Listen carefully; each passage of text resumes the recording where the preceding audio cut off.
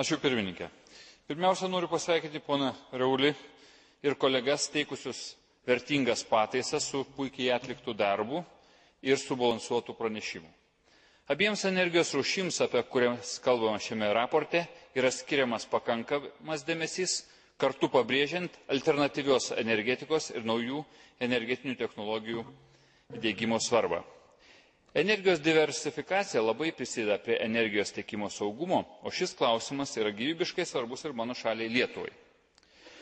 Šioje srityje esame labai pažeidžiami, nes esame beveik visiškai priklausomi nuo vieno tiekėjo ir kol kas neturime alternatyvų. Vienas iš sprendimų šiai situacijai pakeisti – modernios saugios atominės elektrinės statyba.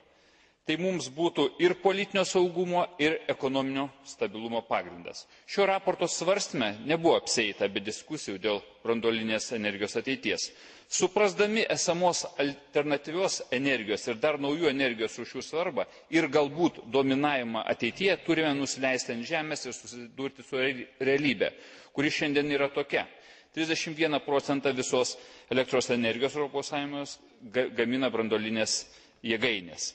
Tai energija padedanti įgyvendinti Kioto uždavinius ir svariai prisidedanti prie energijos tiekimo saugumo užtikrinimo.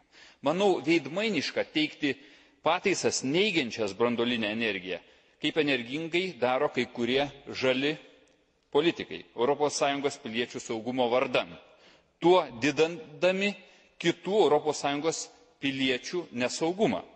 Todėl raginu kolegas būti tolerantiškiams ir palaikyti nuostatas, leidžiančias kiekvienai valstybei apsispręsti, ar jai reikalinga saugi branduolinė energetika ar ne. Tik diskutuodami ir išklausydami vieni kitus surasime teisingą sprendimą. Ačiū. Dziękuję bardzo.